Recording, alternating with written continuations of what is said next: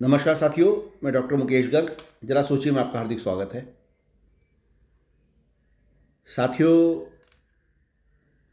संसद का बजट सत्र का जो पहला सत्र था, जो परसों एंड हुआ है, और अब नया सत्र जो है 9 मार्च से शुरू होगा। मैं इस विषय में कुछ अपनी बातें आपके सामने रखना चाहता था।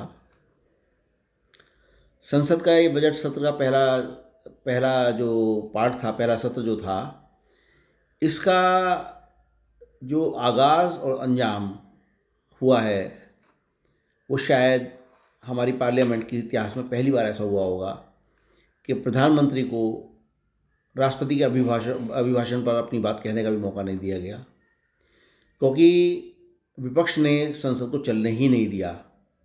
और विपक्ष में मैं कहूँगा कि विपक्ष के जो नेता हैं राहुल गांधी जी, उन्होंने एक तरीके से पार्लियामेंट को पंगु बना कर दिया और पार्लियामेंट को उन्होंने हैक कर लिया। सत्ता पक्ष संख्या में भारी होने के बावजूद राहुल गांधी के सामने कुछ ना कर सका, और जिस तरीके की बातें राहुल गांधी ने वहाँ पे रखी, उनका जवाब भी प्रॉपरली तरीके से नहीं दे सके। जबकि पूरा देश जानता है कि राहुल गांधी की जो बातें वहाँ रखी गई थी वो सब इररिलेवेंट थी। उसका भी जवाब नहीं दे पाने का क्या कारण रहा सत्ता पक्ष का, ये मेरी सोच से परे है। लेकिन एक नैरेटिव पूरे देश के अंदर फैलता जा रहा है इस वजह से, इस कारण से कि प्रधानमंत्री नरेंद्र मोदी जो 56 इंच का सीना अपना बताते थे, वो राहुल गांधी के सामने कहीं टिक नहीं पाते, डरते हैं उनसे। कांग्रेस और विपक्षी दल पूरे देश के अंदर ये नैरेटिव फैला रहे हैं, और जो जनता महसूस कर रही है, आम जनता महसूस कर रही है कि भाजपा उनका प्रॉपर जवाब क्यों नहीं दे रही, ऐसा ना करने का कारण सिर्फ ये माना जा रहा है कि मोदी जी डरते हैं। साथियों, सत्ता पक्ष द्वारा विपक्षी बातों का जवाब ना देना ये कोई अच्छी बात नहीं है। और जहाँ तक संसदीय गरिमा का सवाल है, मुझे लगता है राहुल गांधी जी किसी गरिमा को मानने को तैयार नहीं है, और वो शायद इसलिए तैयार नहीं है कि उनको लगता है कि he is the man of entitlement, और he has the feeling of entitlement. यही कारण है कि लोकसभा स्पीकर द्वारा जब उनको बोलने से रोका जाता है तो लोकसभा स्पीकर के खिलाफ अविश्वास प्रस्ताव ले आते हैं, 108 सदस्य उसमें साइन कर देते हैं। और जबकि उनको पता है कि ये अविश्वास प्रस्ताव पास नहीं होना, लेकिन फिर भी वो अपनी कार्रवाई करने में कसर नहीं छोड़ते हैं। जबकि स्पीकर के पास राहुल गांधी जी को रोकने की बहुत सारी पावर थी, लेकिन उसका उन्होंने इस्तेमाल नहीं किया। क्यों नहीं किया, ये मेरी समझ से परे है।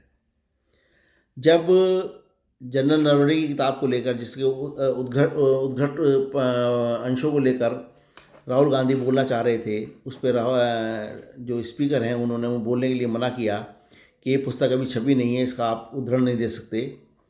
उसके बावजूद लोकसभा स्पीकर ने सिर्फ धमकी देकर छोड़ दिया, उसके खिलाफ कार्रवाई क्यों नहीं की। जबकि लोकसभा स्पीकर के पास किसी भी सदस्य द्वारा या लीडर ऑफ अपोजिशन द्वारा गलत बयानी करने के ऊपर बहुत कड़े कड़े दंडों का प्रावधान है। और दूसरी तरफ राहुल गांधी ने अपना प्रिविलेज तोड़ा, इसके खिलाफ सत्ता पक्ष को प्रिविलेज मोशन लाना चाहिए था, वो नहीं लाए ये लोग। ये सब चीज़ें शो कर रही हैं कि कहीं ना कहीं सत्ता पक्ष विपक्ष से डर रहा है, उनकी बात देने से जवाब देने से कतरा रहा है। और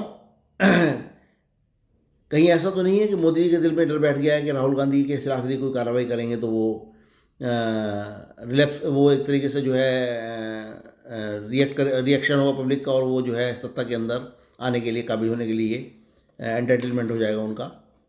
मुझे ऐसा नहीं लगता। सत्ता पक्ष को राहुल गांधी जी को प्रॉपर जवाब देना चाहिए, उनको अपनी बात कहनी चाहिए। या तो ये सिद्ध होगा कि राहुल गांधी सही कह रहे हैं, वरना ये सिद्ध होगा राहुल गांधी गलत हैं। जब तक सत्ता पक्ष अपनी बात रखेगा नहीं तो राहुल गांधी की बातें कैसे गलत साबित होंगी, मैं नहीं समझ पाता। कुल मिलाकर किसी बात का जवाब ना देना, उस जवाब से बचना सीधे सीधे ये बताता है कि कहीं ना कहीं कोई कमी है। ज़रा सोचिए। साथियों, मेरे विचार से आपकी यदि आपको सहमत हैं तो कृपया मेरे चैनल को लाइक कीजिए, शेयर कीजिए और सब्सक्राइब कीजिए। धन्यवाद।